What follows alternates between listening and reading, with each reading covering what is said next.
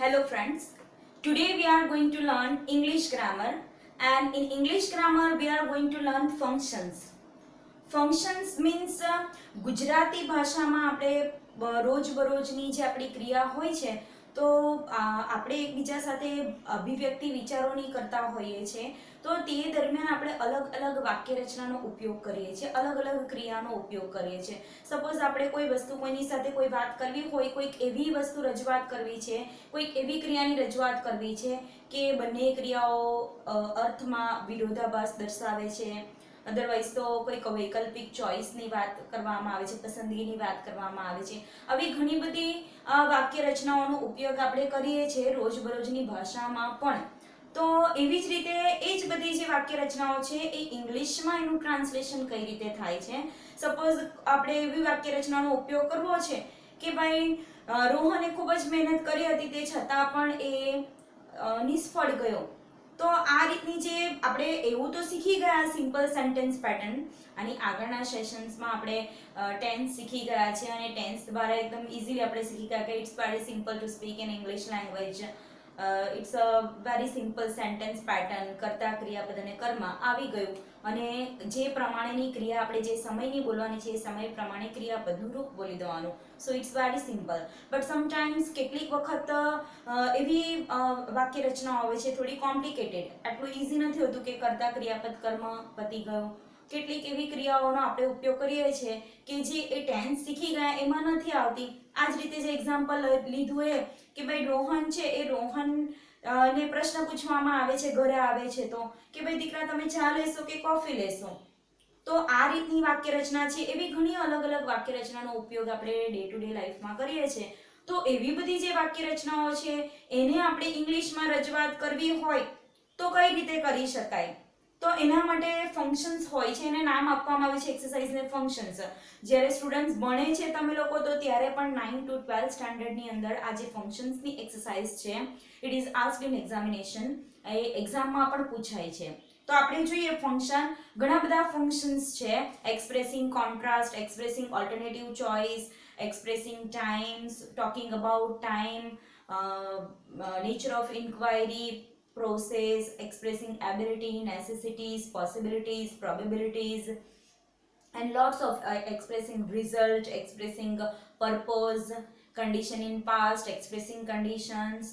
Lots of functions are there. So here we are going to start today from one function, and it is expressing contrast. Contrast નો અર્થ થશે વિરોધાભાસ.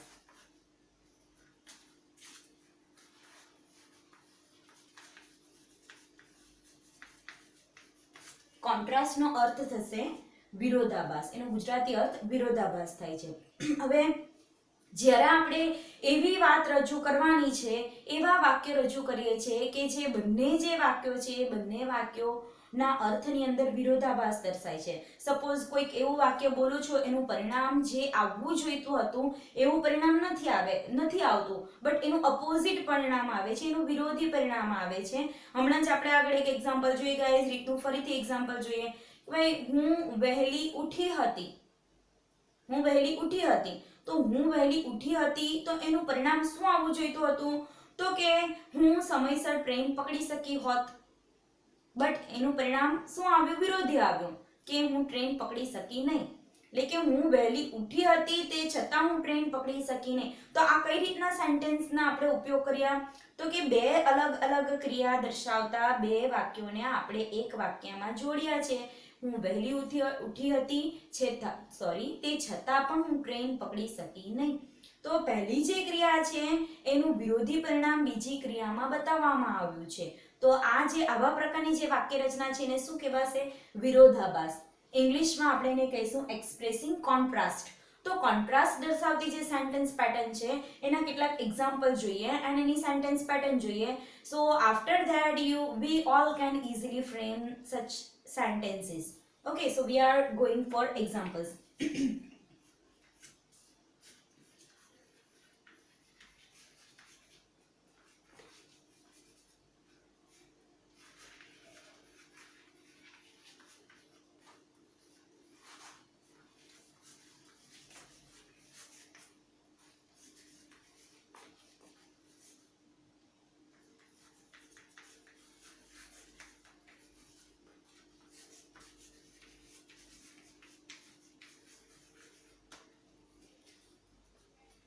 First example આપણે એક લઈએ છીએ, though he worked hard he failed in the exams.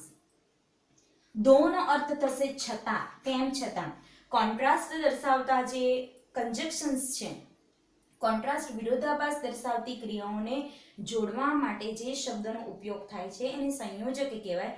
તો એ જે સંયોજકોનો ઉપયોગ થાય છે, તો કોન્ટ્રાસ્ટના સંયોજકો કયા કયા છે એ જોઈએ. તો ફર્સ્ટ છે ધો, ઓલ્ધો, ઇવન ધો, ઇવન ઇફ, ધો, ઓલ્ધો, ઇવન ધો,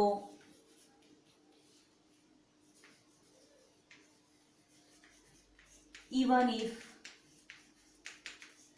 આ જે સંયોજકો છે એ કોન્ટ્રાસ્ટ દર્શાવે છે. એ સિવાય છે હાવેવર, એઝ. હવે ધો, હાવેવર અને એઝ એ ત્રણેના અર્થ એક સરખા જ થાય છે, તેમ છતાં અથવા છતાં પણ. બટ ઇંગ્લિશની અંદર સેન્ટેન્સ ફ્રેમ કરતી વખતે એ ત્રણની સેન્ટેન્સ પેટર્ન ચેન્જ થઈ જાય છે. તો પહેલા જે આપણે જેની વાક્ય રચના અલગ છે એ જોઈએ. ધો, ધો, ઓલ્ધો, ઇવન ધો, ઇવન ઇફ, આ બધાના પણ અર્થ સેમ જ છે, પણ એની સેન્ટેન્સ પેટર્ન પણ સેમ જ છે. ધોની જગ્યાએ તમે ઓલ્ધોનો ઉપયોગ કરો તો જ્યાં ધો છે ત્યાંથી ઉચકીને એની જગ્યાએ ઓલ્ધો મૂકી દેવાનું, બીજી કોઈ ચેન્જીસ એની અંદર થશે નહીં. અને એટલા માટે આપણે આ એક સંયોજક આપણે પહેલા જોઈ જઈએ. આ એની વાક્ય રચના છે.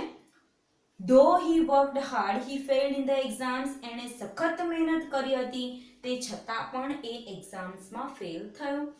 નેક્સ્ટ એક્ઝામ્પલ જોઈએ.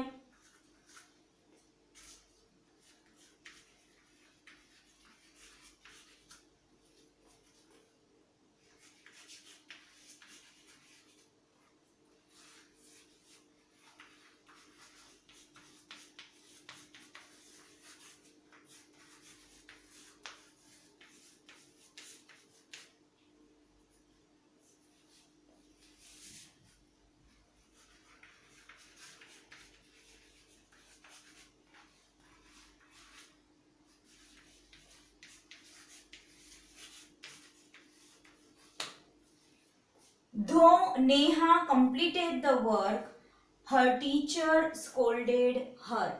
નેહાએ પોતાનું વર્ક કમ્પ્લીટ કરી નાખ્યું હતું, તે છતાં પણ એના શિક્ષકે એને ઠપકો આપ્યો.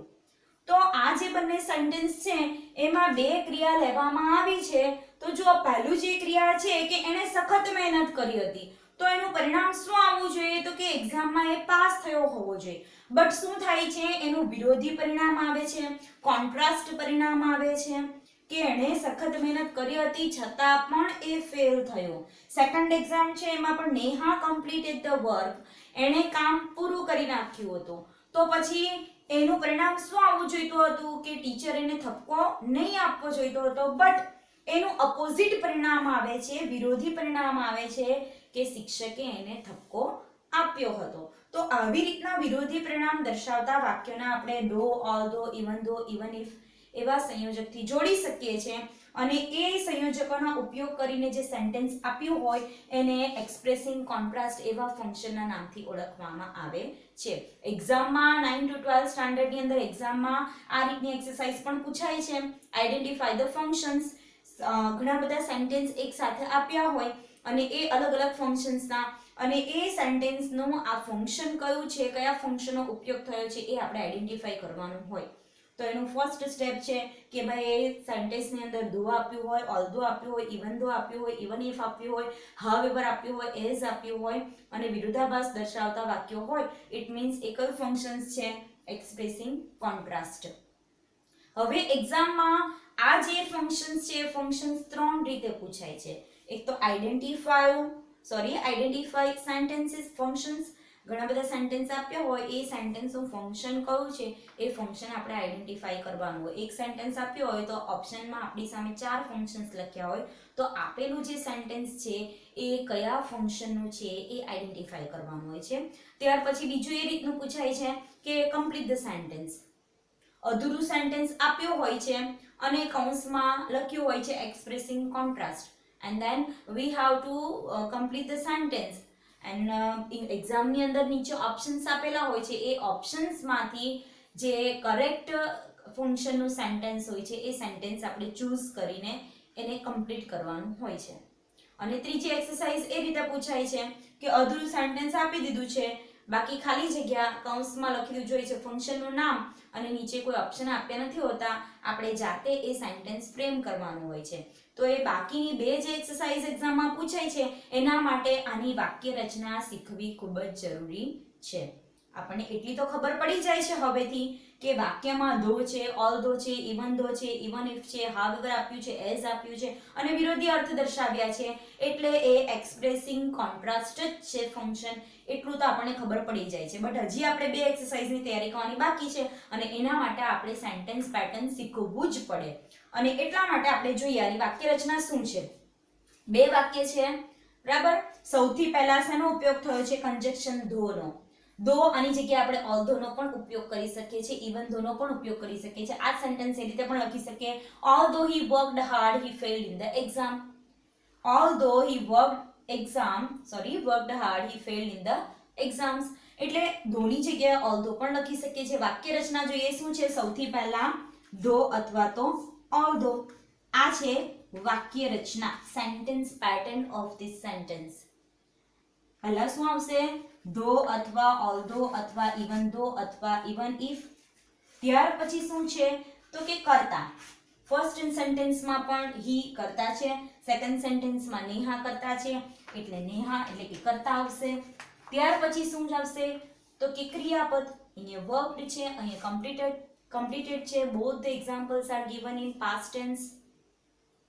બંને વાક્યો જે છે એ સાદા ભૂતકાળમાં આપવામાં આવ્યા છે. એક્ઝામ્પલ આપણા બંને સાદા ભૂતકાળમાં છે, ભૂતકાળના ક્રિયાપદો છે એટલે કર્તા પછી આવશે ક્રિયાપદ. એન્ડ ધેન કર્મ અથવા તો એડજેક્ટિવ. કર્મ હોય પણ નહીં પણ હોય, બરાબર. આપણે આગળ જોઈ ગયા છે કે ઘણા બધા સેન્ટેન્સમાં વાક્ય રચના કરતા ક્રિયાપદ કર્મ, બટ કર્મની હાજરી એક્ટિવ વોઇસના સેન્ટેન્સમાં એટલી કમ્પલસરી નથી હોતી. એટલે ઘણા બધા સેન્ટેન્સ એવા હોય છે કે જેમાં કર્મ નથી પણ હોતું અને તો પણ અર્થપૂર્ણ જ રહે છે વાક્ય. તો અહીં શું થાય છે? ધો પછી કર્તા પછી ક્રિયાપદ અને ક્રિયાપદ પછી છે કર્મ પ્લસ અલ્પવિરામ આવે છે. એક વાક્ય પૂર્ણ થાય છે ત્યાર પછી અલ્પવિરામ આવે છે. ધો, ત્યાર પછી કર્તા, પછી ક્રિયાપદ, પછી કર્મ અને કર્મ પછી આવે છે અલ્પવિરામ. અલ્પવિરામ પછી ફરીથી સેમ સેન્ટેન્સ પેટર્ન કરતા છે હી, અહીં છે હર ટીચર એટલે કે ત્યાર પછી પાછું શું આવે છે? કર્તા. એન્ડ ધેન ક્રિયાપદ ફેલ્ડ, સ્કોલ્ડેડ ક્રિયાપદ એન્ડ ધેન કર્મ. એક્ઝામ્સ, હર. તો વાક્ય રચના શું થઈ? ધો, ત્યાર પછી આવશે કર્તા, પછી ક્રિયાપદ કર્મ, કોમા કર્તા ક્રિયાપદ કર્મ. બરાબર. કર્તા ક્રિયાપદ કર્મ દરેક કાળની વાક્ય રચના છે એવું તો આપણે આગળ કાળમાં ટેન્સમાં શીખી જ ગયા છે. તો આ જે એક્સપ્રેસિંગ કોન્ટ્રાસ્ટ છે એ એક્સપ્રેસિંગ કોન્ટ્રાસ્ટમાં ધો, ઓલ્ધો, ઇવન ધો, ઇવન ઇફની વાક્ય રચના આપણે શીખવી હોય, આપણે વાક્ય જાતે ફ્રેમ કરવાનું હોય, અધરવાઇઝ તો ઇનકમ્પ્લીટ સેન્ટેન્સ હોય એને કમ્પ્લીટ કરવાનું હોય, તો એના માટે આપણને સેન્ટેન્સ પેટર્ન આવડવી ખૂબ જ જરૂરી છે. તો સેન્ટેન્સ પેટર્ન શું થાય છે? કર્તા, ત્યાર પછી ધો, ત્યાર પછી કર્તા ક્રિયાપદ કર્મ, કોમા કર્તા ક્રિયાપદ કર્મ. બીજું શું ધ્યાનમાં રાખવાનું છે આમાં? પહેલું જે ક્રિયા છે, બે ક્રિયાથી એક વાક્ય બને છે. તો વાક્યમાં પહેલી જે ક્રિયા છે એ ક્રિયા જે કાળમાં હોય એ જ કાળમાં બીજી ક્રિયા પણ આવે છે. એટલે પહેલી ક્રિયાનું ક્રિયાપદ જે કાળમાં હોય એ જ કાળમાં બીજી ક્રિયાનું ક્રિયાપદ પણ આવે છે. અહીંયા આપણે ફર્સ્ટ જે સેન્ટેન્સ છે હી વર્કડ હાર્ડ, તો એનું જે ક્રિયાપદ છે આપણે ભૂતકાળમાં લીધું છે, તો અહીં પણ આ ક્રિયાપદ આપણે ભૂતકાળમાં જ લેવું પડે, ફેલ્ડ. અહીંયા આપ્યું છે ધો હી વર્કડ હાર્ડ અને પછી આપણે કોમા કરીને હી ફેલ્સ લખીએ તો એ રોંગ સેન્ટેન્સ પેટર્ન થશે. આપણે એવું તો નહીં બોલી શકીએ કે એણે સખત મહેનત કરી હતી તે છતાં પણ એ કાયમ ફેલ થાય છે. આ રીતનું સેન્ટેન્સ પેટર્ન એ મીનિંગફુલ, અર્થપૂર્ણ લાગતું નથી. એટલે નોંધનીય બાબત એટલે કે યાદ રાખવાની વસ્તુ શું છે? તો કે ભાઈ ક્રિયાપદ એ પહેલી ક્રિયામાં જે કાળમાં હશે એ જ કાળમાં બીજી ક્રિયામાં પણ આવશે. આ સેન્ટેન્સ આવું પણ બનાવી શકે કે ધો he works hard, he works. સાદા વર્તમાન કાળમાં બનાવવું હોય તો આપણે શું લખીશું? અહીં works. Though he works hard, he fails in the exams. એ સખત મહેનત કરે છે દર વખતે, તે છતાં પણ એ પરીક્ષામાં ફેલ થાય છે. તો આ વાક્યને આપણે વર્તમાન કાળમાં પણ બનાવી શકીએ, પણ પહેલી ક્રિયા જે કાળમાં હોય એ જ કાળમાં બીજી ક્રિયા પણ આવશે. તો અહીં આપણને સેન્ટેન્સ પેટર્ન એકદમ ક્લિયર થઈ જાય છે. વાક્ય રચના શું આવશે? વાક્યની શરૂઆતમાં ધો, ઓલ્ધો, ઇવન ઇફ, ઇવન ધો, ત્યાર પછી કર્તા, પછી ક્રિયાપદ પ્લસ કર્મ, અને ત્યાર પછી કોમા, કર્તા, ક્રિયાપદ, કર્મ. બંને ક્રિયાના ક્રિયાપદ એક સરખા જ આવશે, એક જ કાળમાં આવશે. તમે સાદો વર્તમાન કાળ બનાવો તો સાદા વર્તમાન કાળમાં બંને ક્રિયાના ક્રિયાપદ આવશે, સાદા ભૂતકાળમાં બનાવો તો સાદા ભૂતકાળમાં બંને ક્રિયાના ક્રિયાપદ આવશે. તો એકદમ ઈઝી છે આ સેન્ટેન્સ પેટર્ન, લગભગ નહીં પણ 100% સમજ પડી જાય એ રીતે આપણે શીખી ગયા છે. હવે આ જે આપણે જોઈ ગયા કે આ જે વાક્ય રચના છે એમાં ધો વાક્યની શરૂઆતમાં આવે છે. હવે પ્રશ્ન એવો થઈ શકે કે શું ધો વાક્યના મધ્ય ભાગમાં આવી શકે ખરો? તો આવી શકે છે. તો એ રીતની વાક્ય રચના પણ આપણે જોઈએ, એક એક્ઝામ્પલ જોઈએ. આ જે એક્ઝામ્પલ છે એમાં આપણે જોઈએ કે વાક્યના મધ્ય ભાગમાં ધો લખવું હોય તો વાક્ય રચના શું બને છે. આ પ્રકારની ક્રિયામાં બે સેન્ટેન્સ હોય છે, એક કારણ દર્શાવતું હોય છે અને એક પરિણામ દર્શાવતું હોય છે. તો આપણે એવું જોઈ ગયા કે હી વર્કડ હાર્ડ, એણે સખત મહેનત કરી હતી, આ કારણ થયું. તો એનું પરિણામ શું આવ્યું? સખત મહેનત કરી તે છતાં એનું પરિણામ આવ્યું કે ફેલ ગયો, એટલે આ પરિણામ દર્શાવતું વાક્ય છે. તો ધો એ શેની સાથે આવે છે? કારણ દર્શાવતા વાક્યની સાથે એની શરૂઆતમાં જ આવે છે. જો આપણે ધો, ઓલ્ધો ને વાક્યના મધ્ય ભાગમાં મૂકવું હોય તો મૂકી શકીએ છીએ, બટ એના માટે આપણે શું કરવું પડે? તો કે પરિણામ દર્શાવતું સેન્ટેન્સ આપણે પહેલા લેવું પડે. શું લઈશું? આ જ સેન્ટેન્સને આપણે જો ધો કે ઓલ્ધો ને મધ્ય ભાગમાં લેવું હોય તો he failed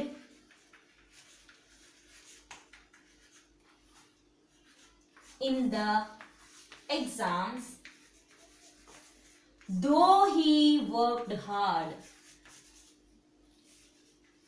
વાક્યનો અર્થ તો એક સરખો જ થશે. ધોને વાક્યની શરૂઆતમાં લખો કે મિડલમાં લખો, વાક્યનો અર્થ તો એક સરખો જ થશે, બટ સેન્ટેન્સ પેટર્ન થોડી ચેન્જ થશે. શું ચેન્જ થશે? તો કે પરિણામ દર્શાવતું વાક્ય એ શરૂઆતમાં લેવું પડશે અને કારણ દર્શાવતું સેન્ટેન્સ એ પછી લેવું પડે. એટલું ખાલી ધ્યાનમાં રાખવું કે ધો જે છે સંયોજક, આની જગ્યાએ તમે ઓલ્ધો લખો તો ઓલ્ધો પણ લખી શકો, ઇવન ધો પણ લખી શકો, ઇવન ઇફ પણ લખી શકો, બટ એટલું ધ્યાનમાં લેવાનું છે કે જો ધો, ઓલ્ધો, ઇવન ધો વાક્યની મધ્ય ભાગમાં આવે છે તો કારણ દર્શાવતું સેન્ટેન્સ પાછળ આવે છે અને પરિણામ દર્શાવતું સેન્ટેન્સ વાક્યની શરૂઆતમાં આવે છે. So it's very easy. Sentence pattern પણ એકદમ ઇઝી છે. જ્યારે પણ તમને એક્ઝામ્સમાં ઓબ્વિયસલી આઈડેન્ટિફાય ધ ફંક્શન્સ પૂછાય તો ખ્યાલ આવી જ ગયું છે કે વાક્યની અંદર ધો, ઓલ્ધો, ઇવન ઇફ હોય, હાવેવર હોય, એઝ હોય, એટલે એ કયું ફંક્શન્સ છે? તો કે એક્સપ્રેસિંગ કોન્ટ્રાસ્ટ એ ફંક્શન છે. હવે કમ્પ્લીટ સેન્ટેન્સ તમારે કરવાનું, ઇનકમ્પ્લીટ હોય ને કમ્પ્લીટ કરવાનું હોય તો આ સેન્ટેન્સ પેટર્ન તમને આવડે છે. સો ઇઝીલી તમે સેન્ટેન્સ પણ કમ્પ્લીટ કરી શકશો. પોતાની જાતે પણ તમે એક્ઝામ્પલ ફ્રેમ કરી શકો. ઇવન તમે આગળ જતા કોઈક બિઝનેસ કરો છો, જોબ કરો છો, કોઈ બીજી વ્યક્તિને મળવાનું થાય છે, ત્યાં તમને કમ્પલસરી ઇંગ્લિશ લેંગ્વેજનો ઉપયોગ કરવાનો થાય છે કે કરવી જોઈએ એવી સિચ્યુએશન્સ ક્રિએટ થાય છે, તો એવી જગ્યાએ પણ કન્વર્સેશન દરમિયાન ઓબ્વિયસલી તમે અલગ અલગ પ્રકારની વાક્ય રચનાનો ઉપયોગ કરવો પડે છે. તો you can easily use such type of sentence pattern. તો આ થયું કોન્ટ્રાસ્ટ, હજી પૂરું નથી થયું. આમાં હાવેવર અને એઝ એ બે કન્જક્શન્સની વાક્ય રચના આપણે જોઈશું. આ થયું ધો. હવે જોઈએ હાવેવર અને એઝ. હાવેવર અને એઝ એ બંને કન્જક્શન્સનો અર્થ પણ તેમ છતાં જ થશે. આનો અર્થ શું થાય? તેમ છતાં અથવા છતાં પણ. તો હાવેવર અને એઝ નો અર્થ પણ એવો જ થશે. આ જ પ્રકારના વાક્યને આપણે જોડવાના છે, બટ એની વાક્ય રચના ચેન્જ થાય છે. જોઈએ આપણે.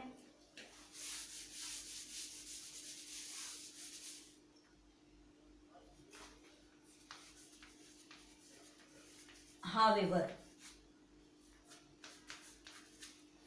as આ જે સેન્ટેન્સ છે ધોનું સેન્ટેન્સ આપણે લીધું છે એ જ સેન્ટેન્સને આપણે however નો ઉપયોગ કરીને ફ્રેમ કરીશું, બીકોઝ અર્થ તો બધાના સરખા જ છે. એટલે એ પ્રકારના વિરોધાભાસ દર્શાવતી ક્રિયાઓ, બે ક્રિયાઓને જોડવા માટે જ however અને as નો પણ ઉપયોગ થાય છે.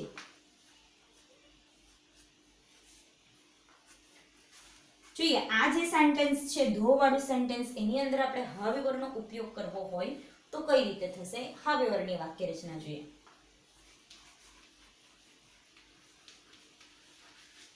however hard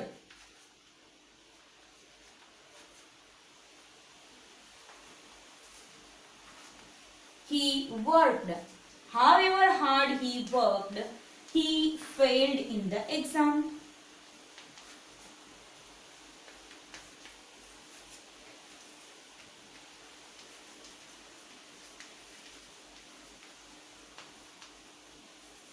however early she gets up she always missed train however early she gets up she always missed the train આ રીતની વાક્ય રચના પણ બનાવી શકીએ છીએ however good he works he always scolded by his teacher ગમે એટલું સારું કામ કરે છે એમ છતાં પણ એ હંમેશા એના શિક્ષક તરફથી ઠપકો જ મેળવે છે however hard he worked he failed in the exams ગમે એટલું સખત મહેનત કરે છે કેટલી સખત મહેનત કરી હતી તે છતાં પણ એ એક્ઝામમાં ફેલ થયો સખત મહેનત કરી હતી તે છતાં પણ એ એક્ઝામમાં ફેલ થયો એવો અર્થ થશે તો વાક્યનો અર્થ તો બંનેનો સેમ જ છે વાક્ય રચના ચેન્જ થાય છે આમાં પણ કારણ દર્શાવતા વાક્ય સાથે જ however આવશે પરિણામ દર્શાવતું વાક્ય પછી આવશે બટ વાક્ય રચના થોડી ચેન્જ થાય છે ધો પછી તરત કર્તા આવે છે જ્યારે however પછી તરત કર્મમાં જે એડજેક્ટિવ હોય છે કર્મ તરીકે જે એડજેક્ટિવ હોય છે એ એડજેક્ટિવનો ઉપયોગ થાય છે શેમાં however પછી તરત જ કર્મ તરીકે જે એડજેક્ટિવ આવે છે એ એડજેક્ટિવનો અહીં કર્મ તરીકે એડજેક્ટિવ જ જનરલી આવતું હોય છે એડજેક્ટિવ જ હોય છે કર્મ તરીકે તો એ એડજેક્ટિવ however પછી એડજેક્ટિવ આવશે ને ત્યાર પછી કર્તા અને પછી ક્રિયાપદ કોમા કર્તા ક્રિયાપદ કર્મ ધોની જે બીજા પરિણામ દર્શક વાક્યની ક્રિયાની વાક્ય રચના છે સેમ અહીંયા પણ એ જ રહેશે however ત્યાર પછી એડજેક્ટિવ પ્લસ કર્તા પ્લસ ક્રિયાપદ કોમા કર્તા ક્રિયાપદ કર્મ however માં પણ પહેલી ક્રિયાનું ક્રિયાપદ જે કાળમાં આવે છે એ જ કાળમાં બીજી ક્રિયાનું ક્રિયાપદ પણ આવે છે એકદમ ઈઝી છે બરાબર આપણે જે બીજું સેન્ટેન્સ લીધું હતું however early she completed her work she scolded by her teacher ગમે એટલું વહેલું એને કામ કરી નાખ્યું હતું તે છતાં પણ એના શિક્ષક દ્વારા એમને ઠપકો મળ્યો તો આ રીતની વિરોધાભાસ દર્શાવતી વાક્ય રચના માટે આ બીજું કન્જક્શન however એની વાક્ય રચનામાં ધો કરતા થોડો ઘણો તફાવત છે એની વાક્ય રચના શું થશે પહેલા however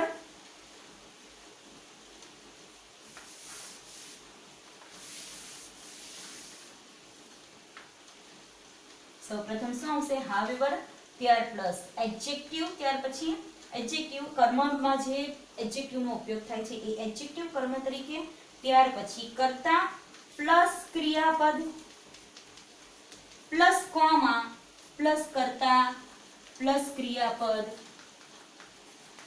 પ્લસ કર્મ આ રીતની સેન્ટેન્સ પેટર્ન થઈ આ વાક્યને પણ however ના વાક્યને પણ વાક્યની શરૂઆતની જગ્યાએ મધ્ય ભાગમાં however ને લઈ જવું હોય તો લઈ જઈ શકાય છે બટ અહીંયા પણ એ જ નિયમ છે કે પરિણામ દર્શાવતું વાક્ય વાક્યની શરૂઆતમાં આવે પણ અને કારણ દર્શાવતું વાક્ય પછી આવશે however કારણ દર્શાવતા વાક્યની સાથે જ રહેશે કઈ રીતે વાક્ય બનશે he failed in the exam however hard he worked અહીંયા તમે એમ લખી દો કે he worked hard he worked અથવા he worked hard however he failed in the exam તો એ વાક્ય ખોટું પડશે એટલે આ જ રીતે એક્ઝામ્પલ આવશે કે he failed in the exams however hard he worked કારણ દર્શાવતા વાક્યની સાથે જ however આવે વાક્યના મધ્ય ભાગમાં however નો ઉપયોગ થયો હોય તો ત્યારે પરિણામ દર્શાવતું વાક્ય વાક્યની શરૂઆતમાં આવે તો આ થયું however એનો અર્થ પણ તેમ છતાં જ થાય છે હવે જોઈએ as નો અર્થ પણ તેમ છતાં જ થાય છે બટ એની વાક્ય રચના શું થશે વાક્યમાં એનો ઉપયોગ કરવો હોય તો એ કયા સ્થાને આવશે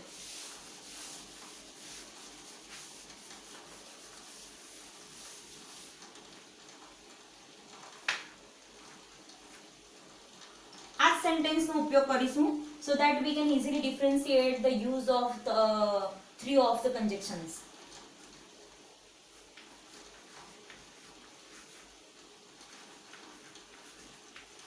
Hard as he worked,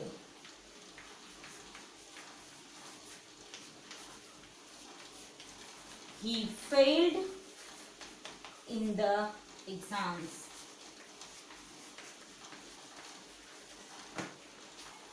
Hard as he worked, he failed in the exams.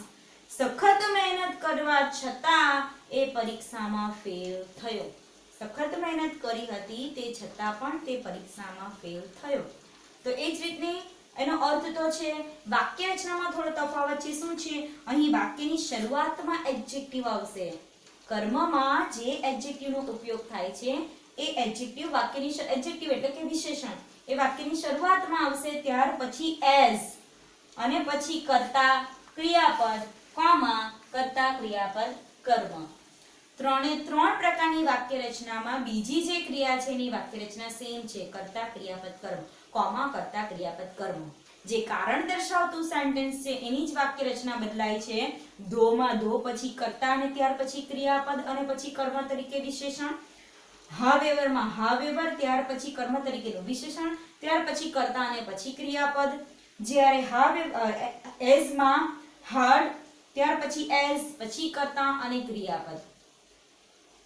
એટલું યાદ રાખવાનું કે ધો પછી ઓલવેઝ કર્તા આવે છે. હાવેવર પછી ઓલવેઝ કર્મ દર્શાવતું વિશેષણ આવે છે અને એઝમાં વિશેષણ વાક્યની શરૂઆતમાં આવે છે. આ બે ઇન્ટરચેન્જ થાય છે. સો એકદમ ઈઝી સેન્ટેન્સ પેટર્ન છે અને એકદમ ઈઝી ફંક્શન છે. એક્ઝામમાં પૂછાય છે, ડેલી લાઈફમાં તમારે યુઝ કરવો હોય, it's very easy to frame such type of sentence pattern. વિરોધાભાસ દર્શાવતી ક્રિયાઓ. એક બે એક્ઝામ્પલ બીજા જોઈ લે. Suppose early as he gets up, he always missed train. ગમે એટલો વહેલો એ રોજ ઉઠે છે તે છતાં પણ એ હંમેશા ટ્રેન ચૂકી જાય છે. Hard as he tried, he could not participate in the competition. સખત મહેનત કરી હતી, સખત પ્રેક્ટિસ કરી હતી તે છતાં પણ એ કોમ્પિટિશનમાં ભાગ લઈ શક્યો નહીં. તો આ રીતની જે વિરોધી અર્થ દર્શાવતી, વિરોધી પરિણામ દર્શાવતી જે વાક્ય રચનાઓ હોય છે એ વાક્ય રચનાને આપણે આ પ્રકારના ફંક્શન્સ તરીકે ઓળખીએ છીએ, એટલે કે એક્સપ્રેસિંગ કોન્ટ્રાસ્ટ. અને આ રીતની વાક્ય રચના આપણે ફ્રેમ કરી શકીએ છીએ. એકદમ ઈઝી છે. ઇન શોર્ટ ફરીથી ત્રણ વાક્ય રચના જોઈએ. ધો ત્યાર પછી કર્તા ક્રિયાપદ એડજેક્ટિવ તરીકે કર્મ અને ત્યાર પછી કોમા કર્તા ક્રિયાપદ કર્મ. હાવેવર તેમાં હાવેવર પછી આવશે એડજેક્ટિવ અને ત્યાર પછી કર્તા ક્રિયાપદ કોમા કર્તા ક્રિયાપદ કર્મ. અને એઝ ની વાક્ય રચના તો કે એડજેક્ટિવ ત્યાર પછી એઝ કર્તા ક્રિયાપદ કોમા કર્તા ક્રિયાપદ કર્મ. પહેલી ક્રિયા જે કાળમાં હશે એ જ કાળમાં બીજી ક્રિયા આવશે. પહેલી ક્રિયાનું ક્રિયાપદ જો વર્તમાન કાળમાં હશે તો બીજી ક્રિયાનું ક્રિયાપદ પણ વર્તમાન કાળમાં આવે છે. પહેલી ક્રિયાનું ક્રિયાપદ જો ભૂતકાળમાં હોય તો બીજી ક્રિયાનું ક્રિયાપદ પણ ભૂતકાળમાં હોય છે. તો અહીં આપણું આ જે એક ફંક્શન છે એક્સપ્રેસિંગ કોન્ટ્રાસ્ટ એ પૂર્ણ થાય છે. Thank you.